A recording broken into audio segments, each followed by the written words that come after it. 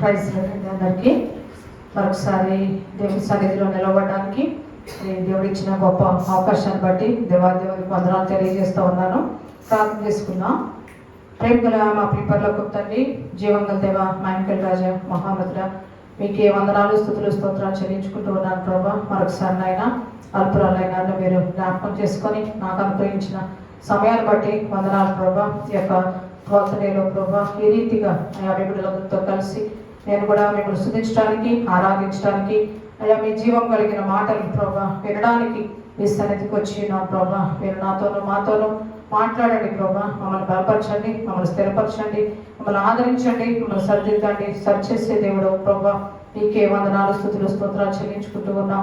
యొక్క 40 days కూడా ప్రభా మేము మీకు అతి సమీపముగా మరి ప్రభా రావడానికి, అయ్యా మమ్మల్ని మేము సరిదిద్దుకోవడానికి, ఆత్మీయంగా బలపడడానికి ప్రభా ఈ దినాలన్నింటినీ కూడా మేము వింటున్న వాక్యమును బట్టి అయా విశ్వాసం కలిగి ప్రభా మీలో ఆత్మీయంగా ఎదగడానికి సహాయం చేయమని ఈ సమయాన్ని మరొకసారి మీ చేతులకి చెప్పుకుంటూ ఉన్నాం. మీరే మా మధ్యలో ఉండి మమ్మల్ని నడిపించమని జీవంగా వేసిన పేరిట స్తుతించి ప్రార్థించి బ్రతిమాలి వేడుకుంటున్నాను తండ్రి. ఆమేన్. ప్రైజ్ పెట్టండి. మరొకసారి ఈ విధంగా మరి దేవుని వాక్యమును మరి కొంతసేపు షేర్ చేసుకుందాం. మరి మనం ఈ లోకంలో ప్రతి ఒక్కరు కూడా చిన్న సామెత ఉంది కదా, కోటి విద్యలు కూటి కొరకే. ప్రతి ఒక్కరూ కూడా లోకంలో కష్టపడేది ఫిజికల్గా ఏం చేసినా, ఏ పని చేసినా ఎవరికి తగ్గట్టు వారు మనం చేసేది అల్టిమేట్గా మన యొక్క మంచిగా సంపాదించుకొని ఆరోగ్యంగా జీవించడం కొరకే. మరి ఈ లోకంలో ఆరోగ్యం కొరకు అనేక రీతులుగా మరి ఇప్పుడున్న ఈ యొక్క న్యూ ట్రెండ్, లేటెస్ట్ ఈ యొక్క నూతన యుగంలో అనేక రీతులుగా మరి ఆరోగ్యం కొరకు అటు ఇటు పరిగెత్తేవారుగా ఉన్నారు. నిజంగానే మరి ఓల్డెన్ డేస్లో మన గ్రాండ్ ఫాదర్స్ టైంలో అయితే చాలా హెల్తీగా యాక్టివ్గా తినేవారు, మరి తిరిగి తగినట్టుగా పనిచేసేవారు. ఎలాంటి మెడిసిన్స్, ఎలాంటి హాస్పిటల్స్ వారికి అవసరమయ్యే కాదు. ఇప్పుడైతే మరి మనము ఎంతగా జాగ్రత్తలు తీసుకున్నప్పటికీ ఆరోగ్యము పొందుకునే వారంగా లేము.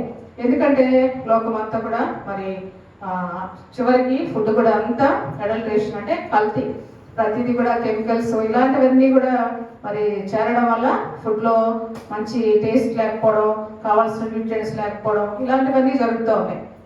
అయినప్పటికీ లోకంలో మనము ఆరోగ్యాన్ని పొందుకోవాలంటే ముఖ్యంగా ఎక్కువగా ఈ వైటమిన్స్ అని, మినరల్స్ అని ఆరోగ్యం కోసం ఎక్కువగా మనం పరిగెత్తా ఉన్నాం. మరి ఫిజికల్గా ఫుడ్లో ఏ విధంగా మనము ఈ వైటమిన్స్ మినరల్స్ తీసుకొని ఆరోగ్యాన్ని కాపాడుకోవాలనుకుంటా ఉన్నామో అయినప్పటికీ కొంత బలహీనతే. మరి ఎప్పుడైతే మరి ప్రతి ఒక్కరూ కూడా దేవుని యందు నిలిచి ఉంటే మరి ఆరోగ్యము ఇచ్చేవారు దేవుడు. మరి వాక్యంలోనే సెలవిస్తూ ఉన్నారు కదా, జీవాహారము నేనే అని. ఒకసారి యోహాను సువార్త చదువుకుందాం, 6వ అధ్యాయం 35వ వచనం. అందుకు యేసు వారితో ఇట్లనెను, జీవాహారము నేనే, నా యొద్దకు వచ్చేవాడు ఏమాత్రమును ఆకలి కొనడు, నా యందు విశ్వాసం ఉంచేవాడు ఎప్పుడునూ దప్పికొనడు. ఇక్కడ చూస్తే చదువుకున్న వాక్యానుసారంగా జీవాహారము నేనే అని చెప్పి యేసుప్రభువు చెప్పారు.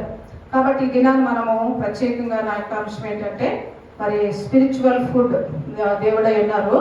అయితే లోకంలో మన ఫిజికల్ ఫుడ్లో మనకి ఏ విధంగా వైటమిన్స్ ఉన్నాయో 5 types ఆఫ్ వైటమిన్స్ ఉంటాయి.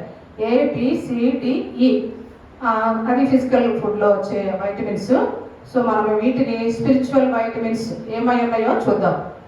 స్పిరిచువల్గా మనం ఏమేమి వైటమిన్స్ తీసుకుంటే ఈ జీవాహారాన్ని పొందుకుంటాం, దేవుల్లో మనం నిలిచి ఉండగలం, ఆత్మీయ ఆరోగ్యమును పొందుకోగలమో ఈ దినాన్ని చూద్దాం. స్పిరిచువల్ వైటమిన్స్ మన 5 రకాలుగా ఉన్నాయి. మొట్టమొదటిగా చూసుకుంటే వైటమిన్ ఏ ఏమైనది అంటే, ఏ అంటే అటెండ్ ద చర్చ్ రెగ్యులర్లీ, అంటే మందిరానికి రెగ్యులర్గా అటెండ్ అవ్వాలి. మరి ఎప్పుడు ఈ విషయమే చెప్తున్నారు, రెగ్యులర్గా అటెండ్ అవుతున్నాం కదా అనుకోవచ్చు. బట్ అది వాక్యంలో మరి వ్రాయబడి ఉంది. నా మాటలు కాదు, సేవకుల మాటలు కాదు, మరి విశ్వాసుల మాటలు కాదు. కానీ ఎందుకు రెగ్యులర్గా మందిరానికి అటెండ్ అవ్వాలని దేవుడు మరలా జ్ఞాపకం చేస్తూ ఉన్నారంటే, మరి ఈ లోకంలో చూస్తూ ఉన్నాం మనం, మరి ఎంతోమంది మన సంఘంలో అయినా, మన బంధువులైనా, మన ఫ్రెండ్స్ అయినా చాలామంది నామినల్గా క్రిస్టియన్స్ అని చెప్పుకుంటూ ఉన్నారు. కానీ ఆదివారం వస్తే ఒక 10% మందిరాల్లో ఉంటూ ఉన్నారేమో, మిగతా వారందరూ కూడా 90% అవుట్ సైడే ఉంటున్నారు. హాస్పిటల్లో ప్రత్యేకంగా మన సెల్ఫ్ ఎక్స్పీరియన్స్ ఏంటంటే చాలా మంది రెగ్యులర్గా వచ్చి మేము క్రిస్టియన్స్లో మేడం అని చెప్తూ ఉంటారు, ప్రేయర్ చేయండి అని చెప్తారు. కానీ చర్చ్కి వెళ్తున్నారా ఇట్లా మనకు కొంత పర్సనల్గా మాట్లాడినప్పుడు చాలా మంది చర్చ్కి వెళ్ళరు. కొంతమంది డ్యూటీస్ వాళ్ళు వెళ్ళరు, డ్యూటీస్ లేకపోయినా కూడా చర్చ్కి వెళ్ళరు. ఎందుకంటే వారికి దాని ప్రాముఖ్యత తెలియడం లేదు.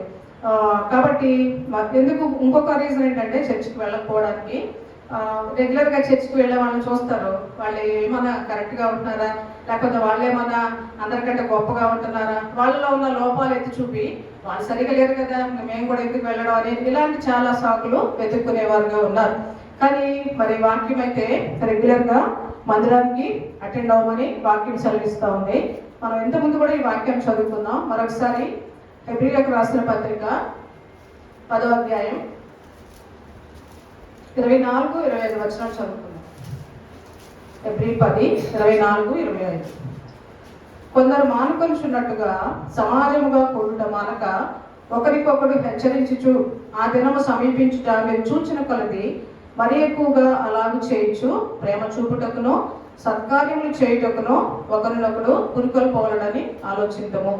ఇక్కడ చదువుకున్నట్లుగా సమాజముగా కూడుట మానక ఉండమని దేవుడు సెలవిస్తూ ఉన్నారు. చాలా మంది ఇక్కడ లాస్ట్ లో చదువుకుంటే సత్కార్యాలు చేస్తూ ఉంటారు.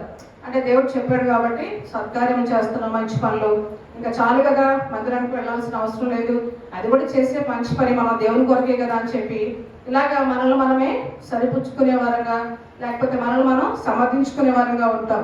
కానీ మరి దేవుడితే స్పష్టంగా సెలవిస్తూ ఉన్నారు ఏంటంటే సమాజముగా కూడుగా మానవద్దు అని చెప్పి మరలా జ్ఞాపకం చేస్తూ ఉన్నారు. ఇంకొక వాక్యం చదువుకుందాం. యాక్ట్స్ 20వ అధ్యాయం 7వ వచనం. యాక్ట్స్ 20వ అధ్యాయం 7వ వచనం.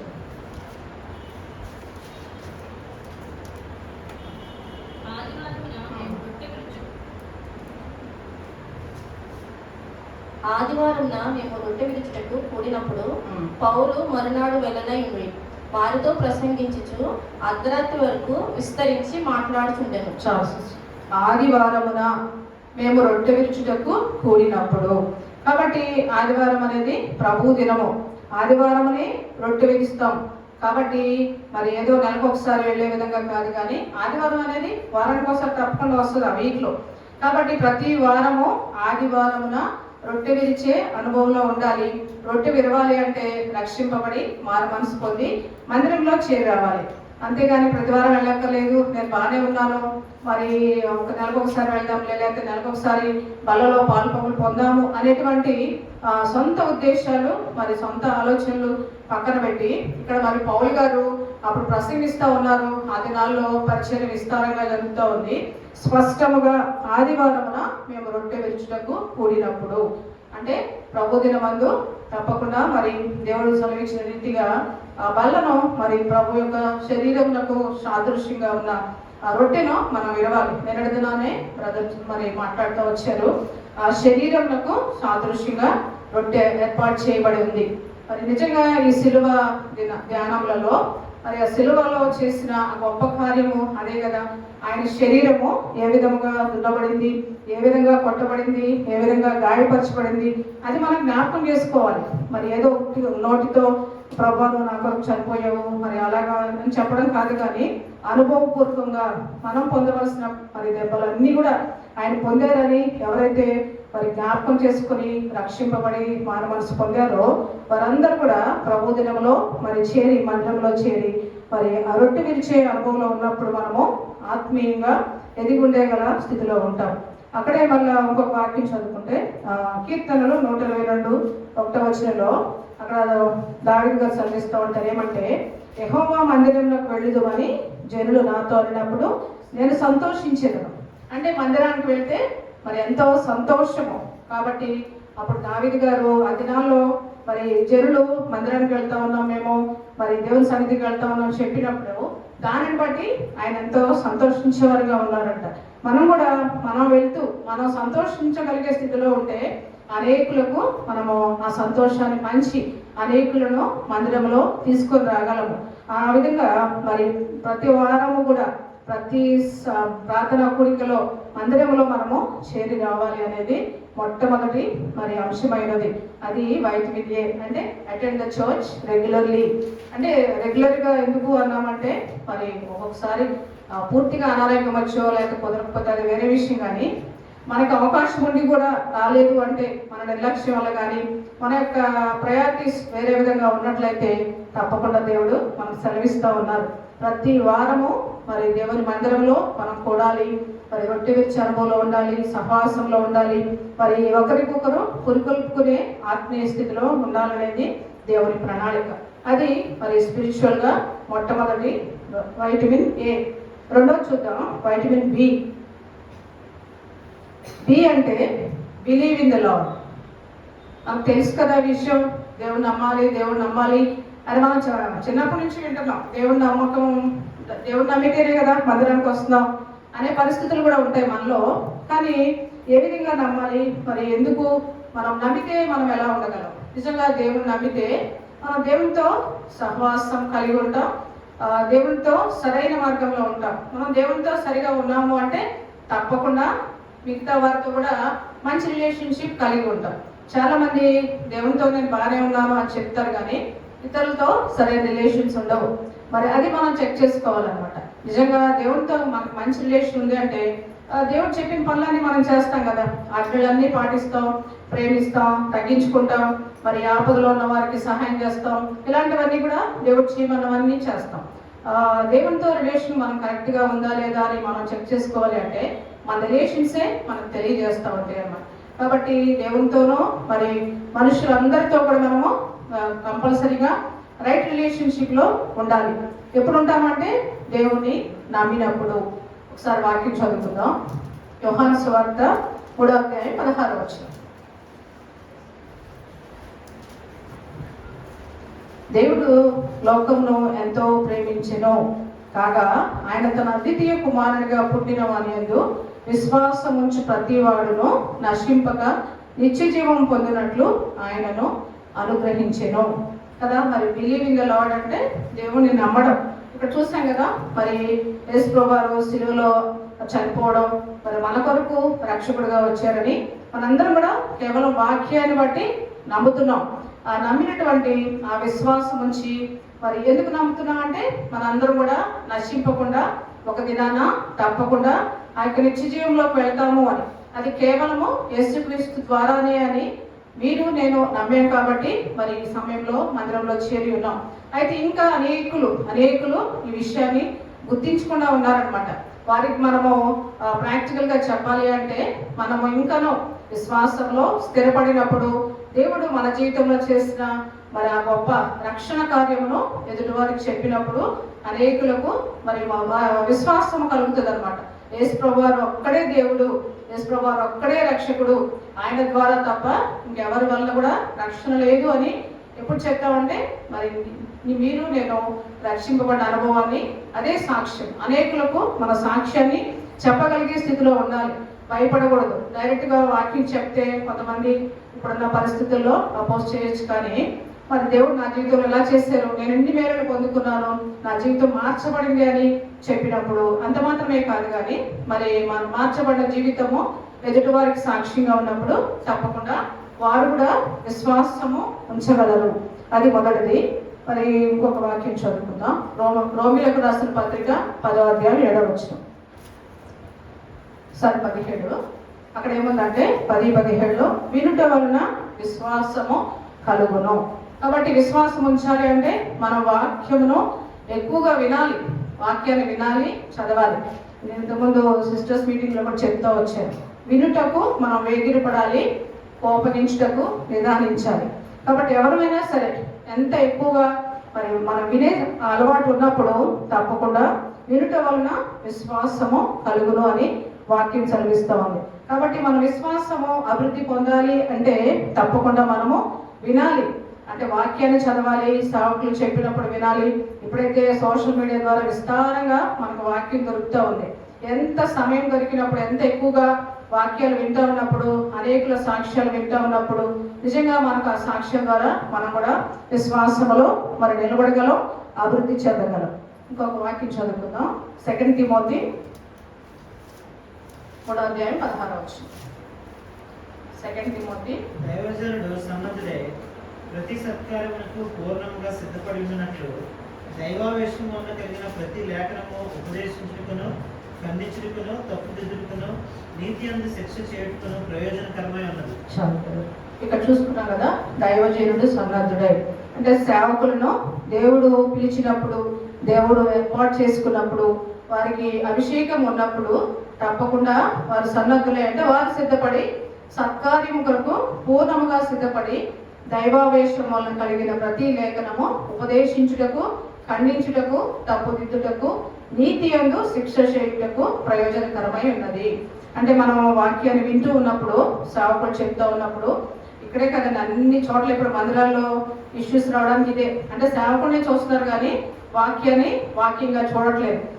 సేవకుడు సరిదిద్దినప్పుడు మరి వాక్యంలో ఉన్న విషయాలు ఏదైనా చెప్పినప్పుడు వెంటనే దాన్ని రిసీవ్ చేసుకోలేని పరిస్థితుల్లో, అంటే వాళ్ళని అంటే తప్పు చేసినప్పుడు చూపించకూడదు, సరిదిద్దకూడదు, సరిచేయకూడదు.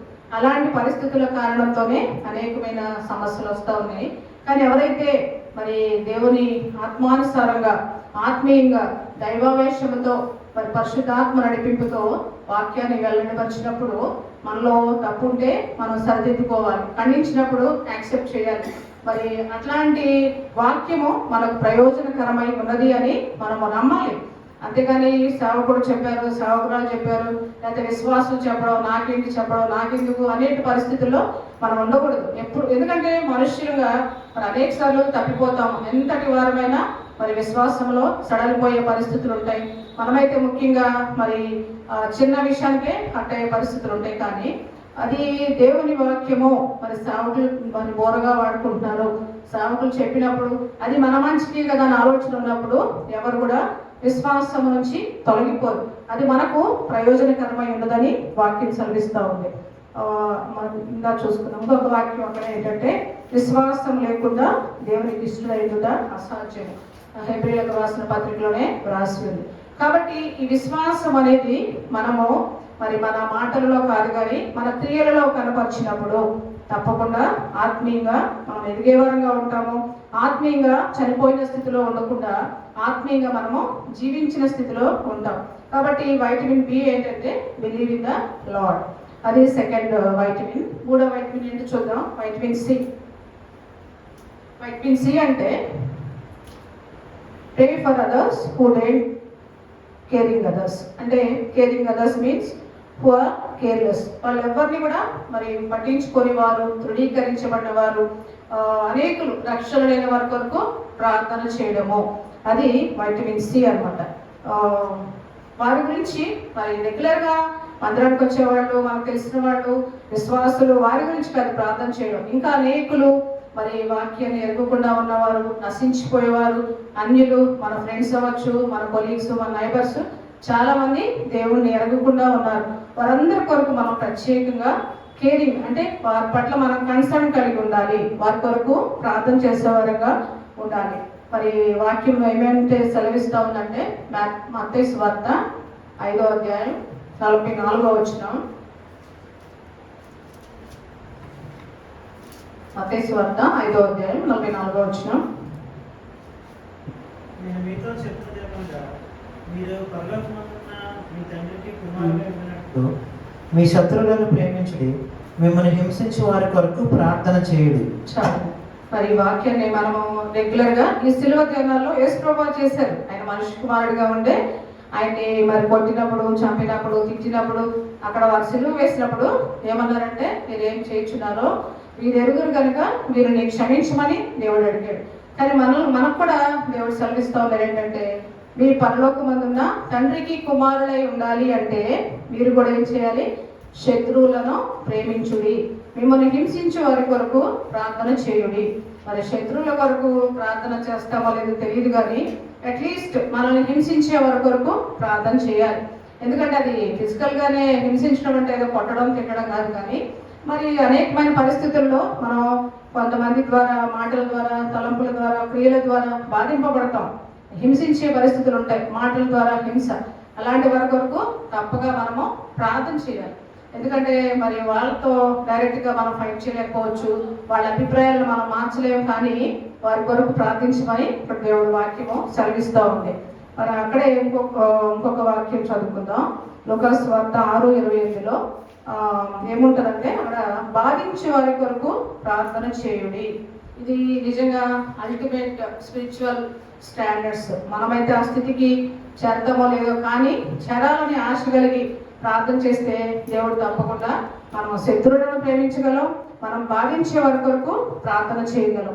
అలాగా మరి ఇతరుల కొరకు ప్రార్థించాలన్నమాట. చాలా మంది ఇప్పుడు మన దొంగతనం జరిగినప్పుడు, లేకపోతే గొడవ జరిగినప్పుడు వారి కొరకు మనం ప్రార్థన చేయాలి తప్పకుండా. ఎందుకంటే వారు తెలిసి కాదు కదా అలాంటి సిచ్యువేషన్స్లో ఉన్నారు.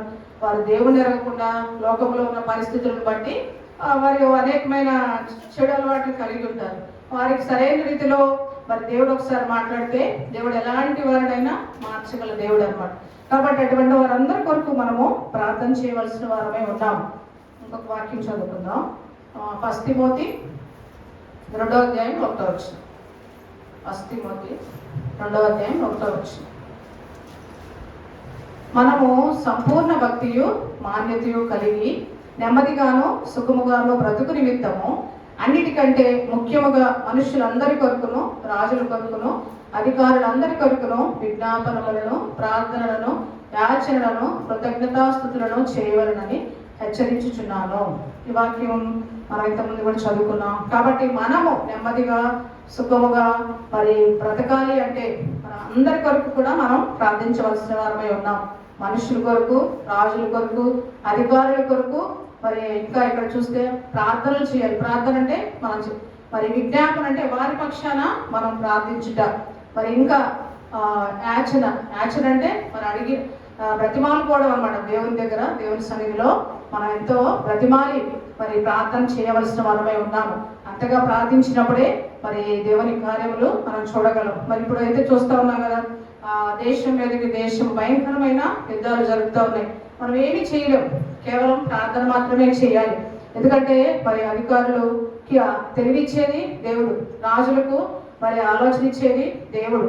కాబట్టి మరి అక్కడ యుద్ధం జరుగుతూ ఉందంటే మరి ఎంతో మంది అమాయకులు నష్టపోయేవారుగా ఉంటారు. వారందరి కొరకు ప్రార్థన చేయడము అంత మాత్రమే కాదు, దేవుడు ఇంకా మనకైతే ఎంతో కంఫర్టబుల్ మరి ఎన్విరాన్మెంట్ ఇచ్చారు. ఎలాంటి మరి ఇటువంటి యుద్ధ సమాచారములు లేని పరిస్థితుల్లో మనం ఉన్నాం. మరి రానున్న దినాల్లో మనకు కూడా అటువంటి పరిస్థితులు వస్తాయేమో, మనందరం కూడా సిద్ధపడే వారంగా ఉండాలి. కాబట్టి శ్రమలో, బాధలో, వేదనలో ఉన్న వారి కొరకు, ఎలాంటి ఆదరణ లేని వారి కొరకు మనము తప్పకుండా ప్రార్థించాలి. అటువంటిది మరి ఈ వైటమిన్ సి అంటే కేరింగ్ ఫర్ అదర్స్. మరి 4వదిగా చూద్దాం. Vitamin D, dedication or devotion to the lord. అంటే మనల్ని మనము దేవుని కొరకు సమర్పించుకునే అనుభవంలో ఉండాలి. ఎప్పుడు సమర్పించుకోగలం అంటే దేవుడు ఏమై ఉన్నాడో మనము గుర్తెరిగినప్పుడు దేవుని కొరకు మనము సమర్పించుకోగలం. రక్షింపబడ్డాం, దేవుని యొక్క మరి రక్షకుడని, ఆయన యొక్క పునరుద్ధాన శక్తిని మనం పొందుకున్నప్పుడు తప్పకుండా మనము ఆయనను సేవించాలి, ఆయనను ఆరాధించాలి. ఆ రీతిగా ఉన్నామా లేదా చెక్ చేసుకుందాం. ఒకసారి డిట్రానమీ, ద్వితీయోపదేశకాండం 6:5 చదువుకుందాం. 6:5. నీ పూర్ణ హృదయంతోనూ, నీ పూర్ణాత్మతోనూ, నీ పూర్ణ శక్తితోనూ నీ దేవుడైన యెహోవాను ప్రేమింపవలెను. కాబట్టి మన దేవుణ్ణి, అదే డివోషన్ అంటే దేవుణ్ణి ఆరాధించాలి, దేవునికి మనల్ని మనము సమర్పించుకోవాలి. ఎప్పుడు చేయగలుగుతామంటే పూర్ణ హృదయంతో, పూర్ణ ఆత్మతో, పూర్ణ శక్తితో నీ దేవుడైన యెహోవాను ప్రేమింపవలెను. దేవుని మనం ప్రేమించాలి. ఎందుకంటే నిజంగా ఉదయం లేచిన దగ్గర నుంచి మరి నైట్ పడుకునే వరకు అనేకమైన పరిస్థితులు గుండా వెళ్తూ ఉన్నాం. మనల్ని ఎంతగానో దేవుడు కాపాడుతూ ఉన్నారు. మనకు కావాల్సినవన్నీ అనుగ్రహిస్తూ ఉన్నారు. అది ఫిజికల్ ఫుడ్ అవ్వచ్చు, మెంటల్ ఎబిలిటీ అవ్వచ్చు, మరి స్పిరిచువల్గా కూడా మనం అటు ఇటు తొలగిపోకుండా, ఈ లోకంలో మనుషులతో కలిసిపోకుండా వచ్చే సమస్యల నుంచి మనము తప్పించబడాలి అంటే కేవలము దేవుని కృప, దేవుని సహాయమే. అప్పుడు మాత్రమే మనము మరి ఈ లోకంలో సంపూర్తిగా సంతోషంగా ఉండగలం అన్నమాట. కాబట్టి ఆ రీతిగా మనము దేవుణ్ణి స్తుతిస్తూ ఉన్నామా, దేవునికి అర్పించుకుంటూ ఉన్నామా లేదనేది మనం చెక్ చేసుకోవాలి. మరి యెహోషువ ఏ విధంగా మరి సమర్పించుకున్నాడు అంటే మనకు తెలుసు కదా. జాషువా 24:15 verse నేనును నా ఇంటి వారును యెహోవాను సేవించెదము. మీరు ఎవరినైనా సేవించండి, కానీ మేమైతే నా దేవుణ్ణి సేవిస్తామని చెప్పి అక్కడున్న ఎలాంటి పరిస్థితులు అయినప్పటికీ కూడా ఆయన ఎంతో ధైర్యంతో కుటుంబం అంతా కూడా మేము సేవిస్తామని చెప్పి యెహోషువ చేసుకున్న తీర్మానము మనం కూడా చేసుకోవాలి. చాలాసార్లు కుటుంబ పక్షాన అటువంటి తీర్మానం చేసుకోలేము, నిలబడలేము. కానీ కుటుంబం అంతా మందిరంలో గడవాలి, కుటుంబం అంతా దేవుణ్ణి సేవించాలి అని మనం తీర్మానం చేసుకొని దేవుని దగ్గర మరి ఒక అర్పణ మనం సమర్పణ చేసుకుంటే దేవుడు మనకు నడిపించేవారుగా ఉన్నారు. మరి లాస్ట్ వైటమిన్ ఏమైనదో చూద్దాము. వైటమిన్ ఈ అంటే ఇవాంజలిజం, అంటే సువార్త ప్రకటించుట. మరి మత్తయి సువార్త 28వ అధ్యాయం 19-20 వచనాలు. మత్తయి సువార్త 28, 19, 20 వచనాలు. కాబట్టి మీరు వెళ్ళి సమస్త జనులను శిష్యులుగా చేయండి. తండ్రి యొక్కయు కుమారుని యొక్కయు పరిశుద్ధాత్మ యొక్కయు నామములోనికి వారిని బాప్తిస్మిచ్చుచు నేను మీకు ఏ సంగతులను ఆజ్ఞాపించినో వాటన్నిటినీ లేఖనమని వారికి బోధించుడి. ఇదిగో యుగ సమాప్తి వరకు సదాకాలం మీతో కూడా ఉన్నానని వారికి చెప్తున్నాను. ఇక్కడ చూసాం కదా, మరి సమస్త శిష్యులుగా చేయుడి. తండ్రి యొక్క, కుమారుడు యొక్క, పరిశుద్ధాత్మ యొక్క నామంలో బాప్తిస్మం ఇవ్వాలి. బాప్తిస్మం ఇచ్చినప్పుడే వాళ్ళు సంఘంలో చేర్చబడతారు, దేవుని సన్నిధికి దేవుని బిడ్డలుగా మార్చబడతా ఉంటారు. కాబట్టి మనము రక్షింపబడటమే కాదు, కానీ నిత్యము అంటే అది డైలీ జరగాల్సిన ప్రొసీజర్ అన్నమాట. ఇవాంజలిజం అంటే సువార్త. మనం నిజంగా విశ్వాసమై దేవుని కొరకు పనిచేయాలి అని ఆశ కలిగి ఉంటే, ఇలాగే మరి మాస్టర్ గారు చాలాసార్లు చెప్తూ ఉంటారు కదా, రోజుకి ఒకరికైనా సువార్త ప్రకటించాలని కానీ మనం ఆశ కలిగి ప్రార్థన చేసుకుంటే దేవుడు ఎక్కడో చోట అవకాశం ఇస్తూ ఉంటారు. ఫస్ట్లో నేను రెగ్యులర్గా ప్రేయర్ ఎక్కువ చేస్తా, కానీ సువార్తకు వెంటనే చెప్పలేని పరిస్థితులు. కానీ ఒకసారి ప్రార్థన చేసుకొని ముందుకు వెళ్ళినప్పుడు మనం ఆశ కలిగి ఉంటే తప్పకుండా దేవుడు అలాంటి అవకాశాలు ఇస్తూ ఉంటారన్నమాట. కాబట్టి మనం ఏం చేయాలంటే నేను నా కుటుంబం రక్షింపబడింది ఇక చాలు అనుకునే పరిస్థితి కాదు, కానీ తప్పకుండా మళ్ళీ మార్క్స్ సువార్తలో ఉంటుంది కదా, సర్వలోకానికి వెళ్ళి సువార్తను ప్రకటించమని దేవుడు ఎంతో స్పష్టంగా మనకు అనేక సార్లు మరి సెలవిస్తూ ఉన్నారు. కాబట్టి ఈ సువార్త, మనం తెలుసుకున్న సువార్తను అనేకులకు ప్రకటించాలి. ప్రకటించకపోతే మరి చాలా మంది తెలుసుకోలేరు. కాబట్టి దేవుడు ఏర్పాటులో ఎవరైతే సువార్త కొరకు సమర్పించుకున్నారో మరి అనేక రీతిలుగా సువార్త ప్రకటించబడతా ఉంది. మిషనరీస్ మరి అంత సమర్పణ కలిగి ఉండడం కారణంతోనే ఇప్పుడు మనము మన దేశంలో కూడా ఇన్ని రీతిలుగా మనం దేవుడిని తెలుసుకోవడానికి, ఇన్ని మందిరాలు ఏర్పాటు చేయడానికి వారి యొక్క సమర్పణే. కాబట్టి మనం కూడా చిన్న ఆశ కలిగి దేవుని కొరకు తీర్మానం చేసుకొని వేరే వారికి ఒక నూతనంగా కొంతమందికి నేను మరి దేవుడిని పరిచయం చేయాలి అని మనము ఒక సమర్పణ చేసుకోవాలి. అది సువార్త. ఆ ఇవాంజలిజం అనేది కూడా చాలా మరి ఇంపార్టెంట్ అన్నమాట. దేవుని ఒక రాజ్య సువార్త అలాగే కదా వ్యాప్తి చెందుతుంది. చెప్పకపోతే మరి చాలా మందికి తెలియదు. ఒకవేళ వింటారు, కానీ వాళ్ళు కంటిన్యూ అవ్వాలి అంటే మనం వారికి తెలియజేయవలసిన వారమై ఉన్నాము. ఇంకొక వాక్యం చదువుతున్నాం. 2 తిమోతి 4వ అధ్యాయం 2వ వచనం. 2 Timothy 4th chapter 2nd verse. వాక్యమునకు సమయమందును అసమయమందును ప్రయాసపడము, సంపూర్ణమైన దీర్ఘశాంతముతో ఉపదేశించు, ఖండించుము, గద్దించుము, బుద్ధి చెప్పుము. చాలు. సో మరి కంటిన్యూస్గా మనము వాక్యము ప్రకటించాలి. సమయమందు అసమయమందు అంటే సమయం వచ్చే వరకు వెయిట్ చేయడం కాదు, కానీ మనమే సమయం కొరకు మరి ఆశ కలిగి ఉండాలన్నమాట. అలాగా సమయమందు అసమయమందు తప్పకుండా వాక్యాన్ని ప్రకటించడానికి ప్రయాసపడాలి. అది దేవుని చిత్తం అన్నమాట. ఈ రీతిగా మనము కనుక ఈ యొక్క 5 types ఆఫ్ స్పిరిచువల్ వైటమిన్స్ని రెగ్యులర్గా తీసుకోవడానికి అలవాటు చేసుకున్నట్లయితే తప్పకుండా మనము దేవుడు అనుగ్రహించే జీవాహారమును పొందుకోగలుగుతాం. సో మొట్టమొదటిగా వైటమిన్ ఏ అంటే అటెండ్ ద చర్చ్ రెగ్యులర్లీ. రెండవది believe in the Bible or believe in the Lord. Bible means వాక్యమైన దేవుడు. మూడవదిగా మరి pray for others who are careless. Vitamin D అంటే dedication, devotion to the Lord. Vitamin E అంటే